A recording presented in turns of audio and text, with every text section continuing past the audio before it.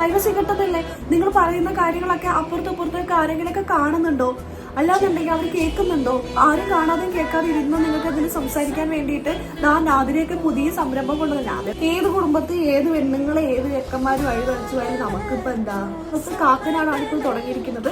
കാക്കനാട് തുടങ്ങി എന്താണെന്ന് അറിയോ? ഇവിടെ ഇൻഫോ പാർക്ക് ഉണ്ട്, ഒരുപാട് സ്കൂളുണ്ട്, കോളേജ് ഉണ്ട്.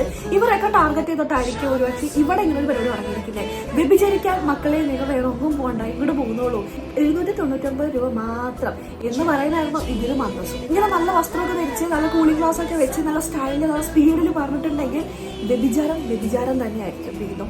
നമ്മുടെ നാട്ടില് ഇപ്പൊ ഏത് എടുത്തു നോക്കിയാലും ഈ ഫോൺ ഉള്ളിടത്തോളം കാലം ഏതൊരു കുടുംബത്തിനും പ്രശ്നം ഉണ്ടാവുന്നത് ഈ അവിഹിതം ആണ്. ഈ ഫോണിലൂടെ ഈ കണക്ഷൻ വന്ന് പല കുടുംബങ്ങളും തകരാനുള്ള കാരണം, ഒരു മെയിൻ കാരണം ഈ ഫോണൊക്കെ തന്നെയാണ്.